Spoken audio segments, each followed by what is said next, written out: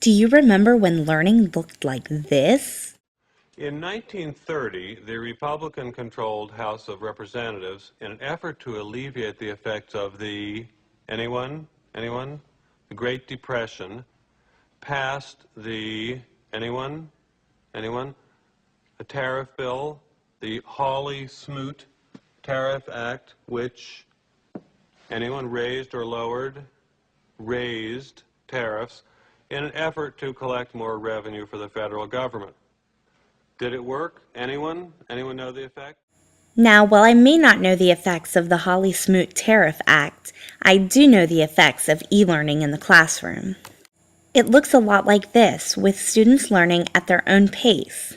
Content authoring tools like Udutu, in combination with LMSs like Moodle, can create high-interest, high-energy modules in the classroom. I begin my Udutu project by assessing who would be my learners and what would be my content. I naturally chose my AR project as the focus, as it has been the central part of my class for the entire semester. My students have done research, completed multimedia projects, and participated in challenge-based learning, all centered around the main topic of school violence and bullying. Taking these facts into consideration, I plan to center my module around identifying the types of bullying. Although I was initially overwhelmed by the project, I found the Udutu Getting Started guide to be invaluable in teaching me how to use the course content creation system. After reading through the guide and watching tutorials, I was ready to begin my course. After initially considering that one of the advanced assessment scenarios would best meet my needs, I ended up deciding to use the self-directed learning scenario. I did this to offer my students more choice in when the content was delivered to them while encouraging them to go through the entire module. I designed the course so that students would watch a series of videos on bullying that would eventually allow them to be able to identify the different types of bullying in a video scenario, which is why I chose the graphic representation for the assessment.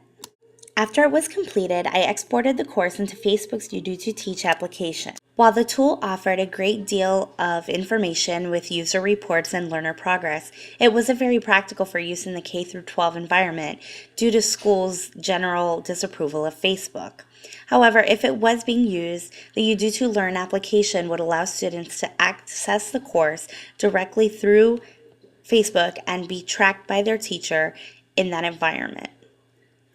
Though a change of attitude needs to be adopted for full Facebook implementation, Udutu courses can be launched within the Moodle environment.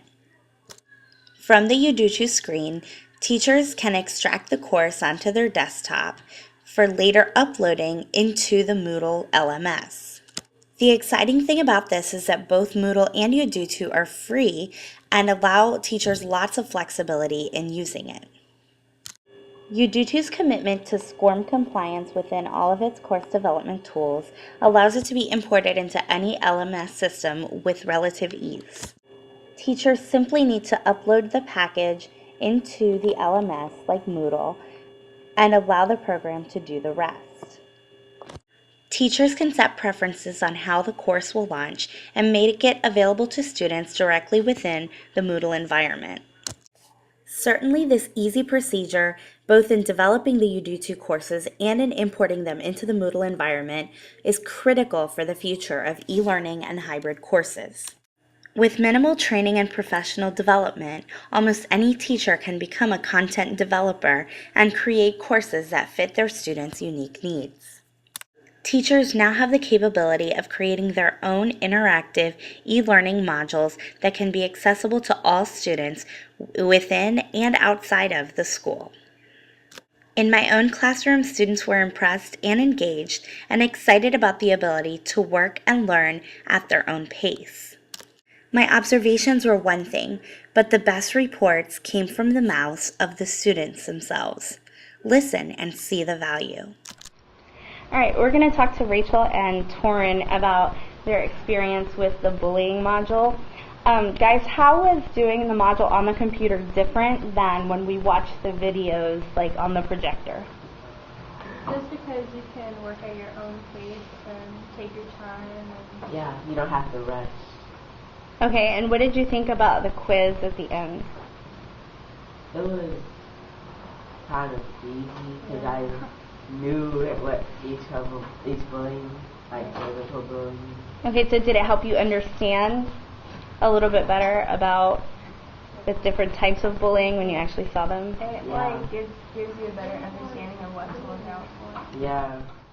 Students admittedly gain a better understanding through the hybrid courses, which in the end yields better learning.